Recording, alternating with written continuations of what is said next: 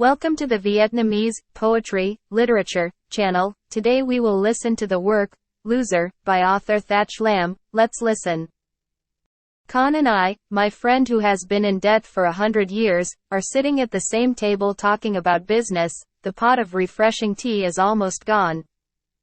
The clock chimed 11 o'clock, the lamp gradually flooded with kerosene in the bulb, which one hand could only run so far in a measured way.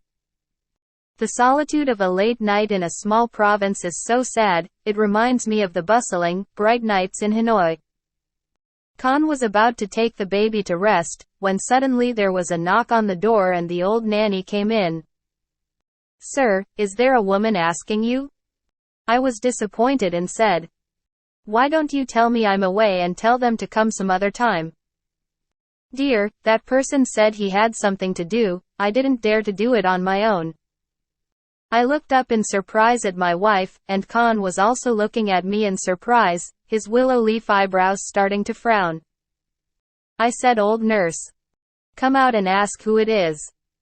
As soon as the nanny turned away, Con turned around, glared at me and said, "Women, girls, why do you ask questions in the middle of the night? Why don't you ask the old nanny to get rid of it?" At that moment, the nurse came back. "Yes, it's Miss Lei Min, sir." I was stunned. "Lei Min, the friend you met in Hanoi 3 years ago, why are you back here now?" She came to the real secret. "I wonder why you came to me this late at night? Going home to avoid disaster?" During a session when my enthusiasm was still vibrant, I promised to always be willing to help her in difficult steps. That promise, and the memory of an enthusiastic youth that flashed through my memory, made me wonder. A concern suddenly came to haunt my mind, shattering the tranquility I had maintained for many years. The old nurse was still waiting. I told Con, "I'll go in and watch you sleep first. I have to go to work." Then, hastily walking to avoid the bait that I could predict, I went to the outside room to receive guests. Looking at the guest, I was surprised, wondering if it was Lei Min's ex. The robe covering the white blouse further made clear the poverty hidden inside, 2 pockets stuffed with strange things, mouth gaping as if crying out for hunger, a thin gray silk back with a glimpse of the thin saffron thread. I remembered the old Lei Min, how shiny she was in her dragon cloth shirt, everywhere she went, promoting the use of internal chemistry, and she herself was a beautiful example. Even her appearance was different from before, her previously sharp eyes were now sluggish as if haunted by a veil of worry, those cheeks that were so rosy that even prison did not flinch. Now I don't know if it's because of age or because of life's troubles, those cheeks have become sunken, the cheekbones are high, perhaps to represent a doomed person. Long and hard work. I was shy, I hadn't asked a friendly question for a long time, she also seemed embarrassed and shy. After a while, she softly said, "Man Quan must see that you are very different from before. Now, why'd I blame you?" In a moment of looking at the truth, I understood that I had changed a lot, and felt ashamed of my female comrade. The half-seasoned bourgeois body, after being an enthusiastic young man, often discussing love affairs with others in my country, has now automatically become a servant of the office. No matter how much I worry about making sure my wife and children are warm and prosperous, I will be satisfied. The romantic life of chivalry belongs to the past, her coming here was like a thunderbolt in the dawn. Then, not knowing whether to tell myself or someone else, I replied, "Yes, people in our lives are different from time to time." Lei Min seemed not to pay attention to that silly philosophical sentence. "I came here to bother you with something, I wonder if you are willing?"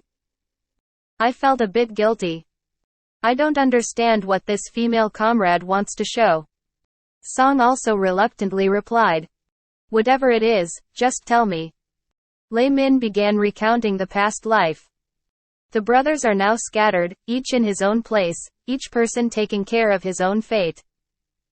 As for me, I was like an ant, wandering here and there, unable to do anything, then sad, depressed, weak, I gave myself to a merchant. Hearing that she was married, I felt like I was relieved of a burden, and I couldn't help but listen to the rest of the story. Her story is like the stories of hundreds of thousands of other troubled families. The merchant lied to her. He already had a first wife.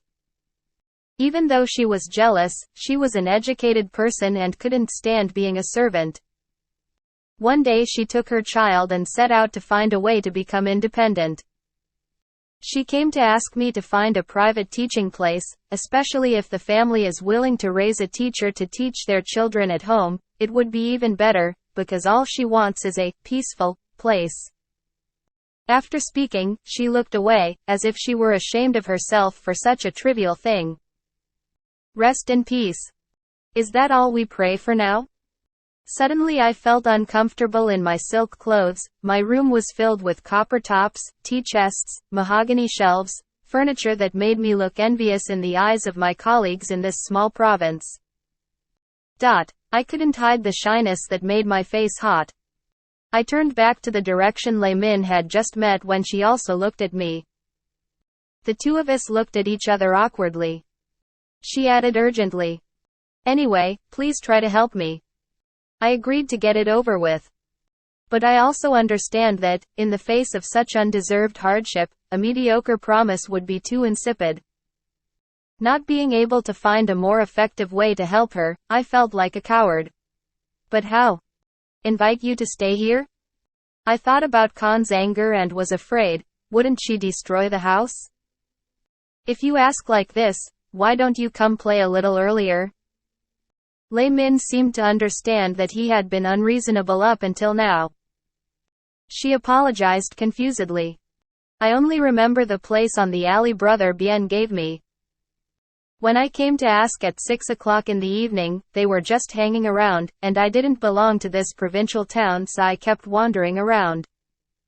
And when I was in Hanoi, I often stayed up late. You always say that night is the day of intellectuals. I still think so, that's why I dared to suddenly come here. Finding a job for her, introducing a young woman like her to an old-fashioned family, I thought it would be difficult, but I didn't think I had the courage to do it. Help her with a small capital to help her find a way to become independent, I still allowed her. Is my duty. But my aunt holds the key, and Khan is not someone who can change hearts with kindness. I wanted to find something to console her, but I felt that I needed to console her more, so I was speechless. The clock struck 12 loudly in the dead of night. I was startled and looked at Lei Min in fear. It's been an hour out of the house. Khan must have been suspicious, but I must have been muttering bored all this time. Lei Min seemed to know what he meant and stood up to say goodbye. I opened the door to see her out. Watching her disappear into the darkness, I remembered the days when we were young and had late-night meetings together in a dark street on the outskirts of Hanoi. I closed the door and came back in to see Khan still holding the lamp and waiting on the chair with her baby. When I came in, she talked nonsense, blaming her for not knowing how to love her wife and children, and for being so old, only 30. And still planning on someone. Khan's voice was angry as if she was suffering from something, then she bowed her face and cried. I had to try and persuade her before she calmed down. When she took the baby to bed, when the quiet silence of the night returned to the room, I bowed my head and thought. From the distant, deep past, I see a clear image emerge, the image of me when I was a teenager, an enthusiastic young man, passionate about good things, beauty, always dreaming of great successes. A young man who has not yet known the bitterness of life. I thought about my current situation, an official in a small province, living a quiet, wealthy life, having enough food and clothing, not having to worry about anything. I seemed to feel more compatible. Then I wondered which of those two images, the image of the enthusiastic teenager and the image of the comfortable bourgeois, was truly mine. I don't dare answer. At the end of the work, please support me with the like button and subscribe to the channel to listen to more works.